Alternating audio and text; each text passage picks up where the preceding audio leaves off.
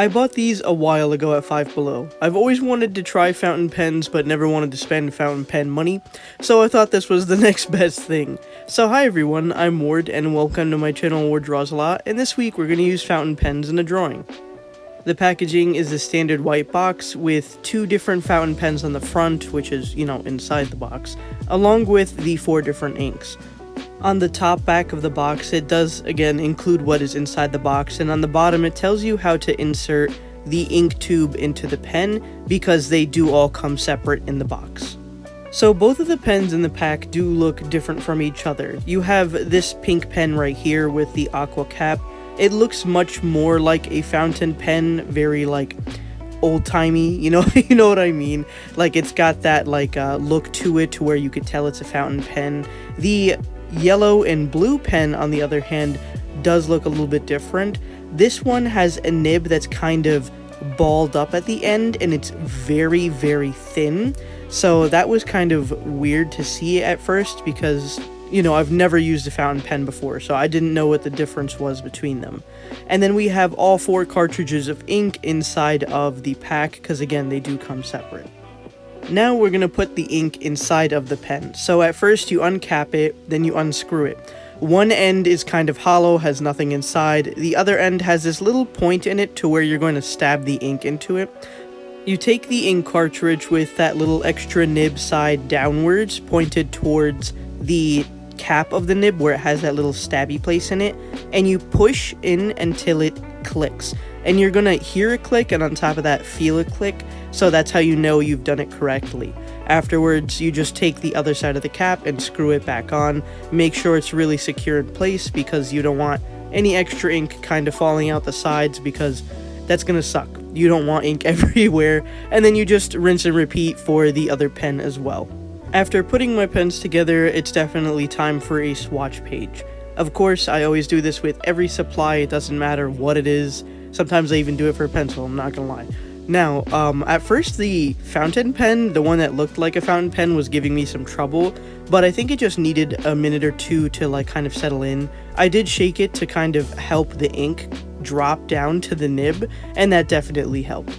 For the fountain pen looking one, or the pink pen, I noticed that when I was putting it down it was kind of scratchy, and I thought it was because I was doing something wrong, but I then later learned that it was because of the type of nib it is, and I'll explain that in a minute. I did try both sides of the nib for both pens, which is I'm gonna say a thick side and a thin side, so the correct, proper way to use the pen, and then the other side of the pen. So the fountain pen one, or the pink one again, was kind of scratchy and had really thin lines. The blue pen that had a ball at the end of it was kind of smoother and a little bit more easy, quote unquote easy to use. They were both easy to use, but that one didn't have as much scratchiness to it. It kind of felt more flexible. And I did a lot of different kind of movements with the pen just to try and get used to it and see how I would work with it. And at some point I got curious. I was like, so what is the difference between these 2 pens? You see, the pink one over here has EF on it. EF stands for extra fine. The reason why it's extra fine, it's a harder nib, it's not very flexible, and you can do some pretty small brush strokes with this pen. So it's used much more for really crisp line work, and on top of that, it's used for lettering. It usually is for people who write much smaller, and I'm guessing don't have as heavy of a hand as I do. The other pen, on the other hand, this one on the box says XF, which I'm gonna think is just fine, because after doing some research, it kind of looks like a gel pen tip, and it's around the same kind of width on the paper, the same kind of writing amount.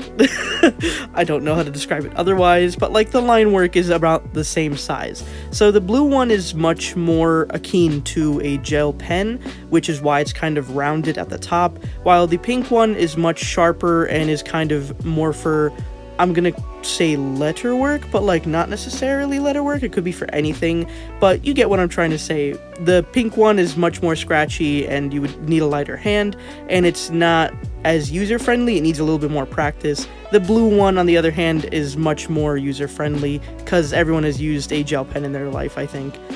Both of them do have some ink smudging because it is the same ink, but they still dry relatively quickly because it is such thin lines that are going on the paper.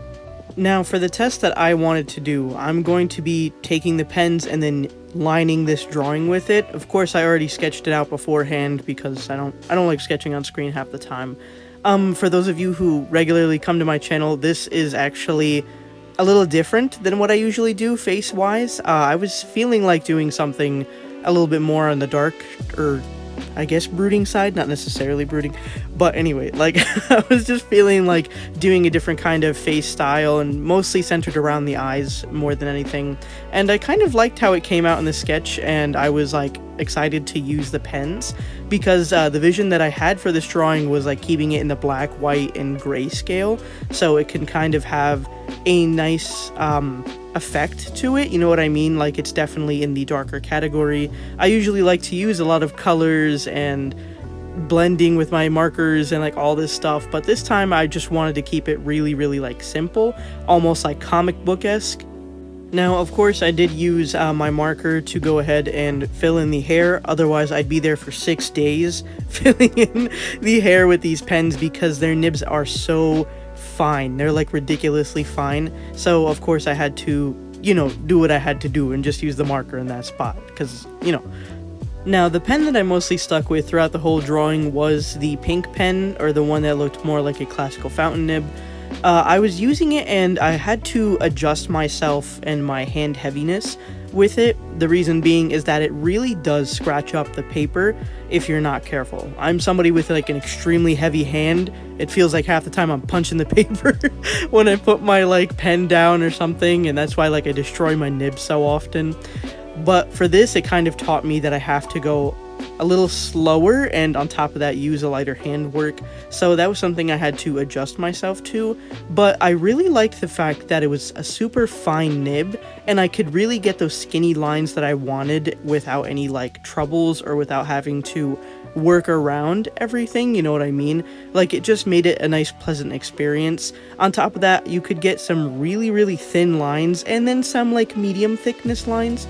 Remember, the nib isn't like broad enough to create extremely thick lines, so you're working with mostly an extra fine kind of line to like a almost medium line, so you just have to be kind of careful where you're placing things. If I wanted to make something a little thicker line wise, I'd have to go back in and physically make the line thicker myself instead of just kind of manipulating the nib, which is what I do with my regular fine liners, because they're kind of like a flexible nib. I could just go harder for a wider stroke versus lighter for a, you know, skinnier stroke. Here it was kind of like a lot of me having to go in and fix it up myself.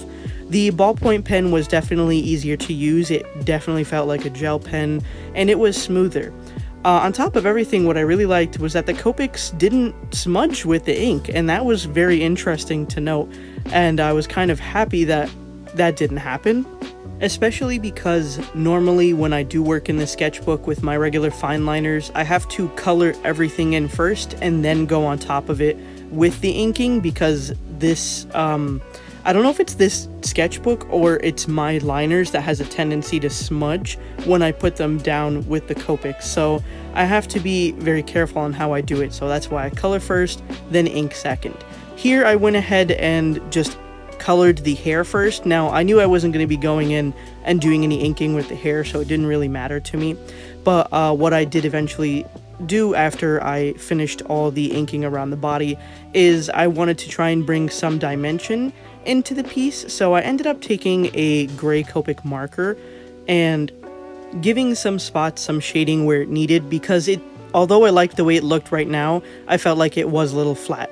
So I went ahead and went over some spaces, and it didn't smudge at all, and I was actually kind of shocked when I was doing it, and I kind of wanted to look ahead and see what kind of ink this is, and that's definitely what I'm going to do on my own time, to see how the inks work with each other and how I can get cleaner like drawings. So yeah, overall this is what the piece looks like, and I really like how it came out with the fountain pens, and I kind of want to use them more because they gave this really cool effect. So yeah, thanks for watching, and remember I love you. Bye!